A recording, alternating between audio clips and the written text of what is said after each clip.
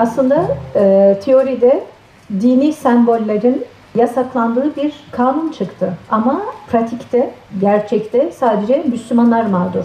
Çünkü kipası olan bir Yahudi kendi okullarında çalışabiliyor, kendi okullarına sahip. Hristiyanların da kendi okulları var. Ve öğretmenlerin de genelde veya kamuda çalışan çoğu insanın da kesinlikle nötr olmadığını biliyoruz.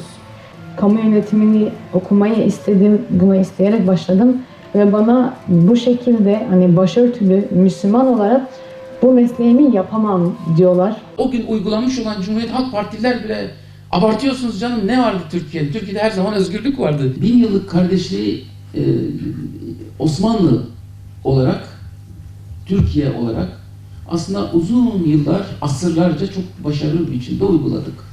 Ne zaman ki biz modernleştik, ne zaman ki biz batılılaştık, kendimiz olmaktan çıkıp başkalarına özenmeye başladık ki bu başlı başına çok aşağılayıcı bir şeydir ve maalesef bir dönem resmi politika. Bizim batılılaşmamız, batılı insanlar olmamız nasıl olabilir ki? Biz doğuluysak nasıl batılı olabiliriz ki? Bu aşağılayıcı durumu aslında kendi içimize sindirdik ve bunu normal bir şeymiş gibi gösterdik. Niye dedik ya, Batılılar çok gelişmiş canım, Batılılar çok iyiler, Batılılar şöyle fevkalade ilerlemişler. Bizim ilerlememiz için onlara benzememiz lazım. Evet, onlara sadece benzemeye çalıştık. Onlar gibi olamadık. Olamadık da nitekim. Nasıl olacağız ki? Biz neysek oyuz zaten. Bir insan başkası olamaz. Batılı olma sevdamız yüzünden biz kendimiz olmaktan da çıktık. Kimliksiz, kişiliksiz, şahsiyetsiz bir hale geldik maalesef. Kendimizi bulabilmemiz için tekrar kendimize bir dönmemiz lazım. Batılılar laiktir. Dinle aralarına mesafe koydukları için ilerlediler. O halde biz de dinle aramıza mesafemizi koyalım. Ve İslam'la aramıza mesafe koyduk. Mesafe koymak ne kelime? İslam'la savaşmaya başladık. İslam'a ait ne varsa onunla savaşmaya başladım. Şimdi belgeseli izlediniz. Şu belgeselde izlediğiniz tabloyu, aslında tablonun kendisi bir şey söylemiyor. Gayet normal. Avrupa'da Müslümanlara yönelik bir düşmanlık var. Bir korku var. Bir fobi var. Bir antipati var. Yine bu İslamofobi sahneleri, gördüğümüz sahneler sadece 15 sene önce Türkiye'de yaşanıyordu. Hem de daha fazlasıyla. Bu filmin kendisi bize Avrupa'nın ne kadar kötü olduğunu söylemiyor sadece. Bizim Avrupa'ya benzemek uğruna Avrupa'dan ne kadar daha kötü hale gelmiş olduğumuzu bir dönem gösteriyor. 15 yıl önce Türkiye'de de başörtüsü ile okullara gitmek mümkün değildi. Başörtüsüne irtica sembolü muamelesi yapıyor. Yani, halbuki başörtüsü İslam'ın emri, İslam'ın bir sembolü, İslam'ın herhangi bir özelliğine bu şekilde aşağılayıcı bir yaftada bulunmak İslam düşmanlığıdır. Bu İslam düşmanlığı Türkiye'de vardı. Türkiye'de 1980'li yıllardan itibaren furya gibi. Biz Müslümanız, nasıl başkalarına benzeriz demeye başladılar insanlar ve birçok insan Kur'an okudu bir de. Kur'an'da da başlarını omuzlarının üzerine gelecek şekilde başörtülerini salsınlar diyen ayetler okuyorlar. Böylece bir başörtüsünü ne bir dönüş, İslam'ın bir şiarına bir dönüş.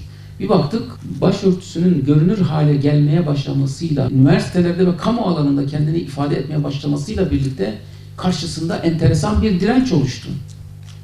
O direnç, başörtüsünü yok bir açıdan dediler ki bu siyasal bir semboldür, öyle yasaklamaya çalıştılar.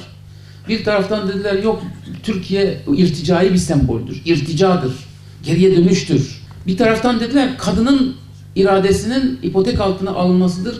Kadın istemez, kendisi istemez. İlla ki ya bir babası onu zorluyordur, ya kardeşi zorluyordur, ya bir erkek zorluyordur dediler. Böylece kadının kendi başına karar verip başını örtebileceğine inanmadılar. Bu da kadını aşağılamanın başka bir yolu.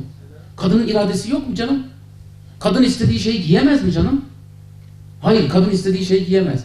Hesapta biz kadını özgürleştirdik. Kadın nereye kadar özgür? İstediği şeyi giyemeyeceği yere kadar. Kadın çok özgür ama istediği şeyi giyemez. Hani özgürlük? Hayır, kadın açılmakta özgür. Kapanmakta özgür değil. Kadın kendini başka insanlara sunmakta özgür. Bu kadının aslında köleleştirilmesinin başka bir yolu. Başka bir anlamı yoktu bunun. Ve halen de aslında kadını küresel anlamda köleleştirmek, onu cinsel bir metaya dönüştürmek konusunda çok ciddi bir kampanya işliyor. Regardez le génocide au Rwanda. Au Rwanda, ils ont créé en 1993 une radio qui s'appelait Radio Mille Collines et qui incitait à la haine contre les Tutsis.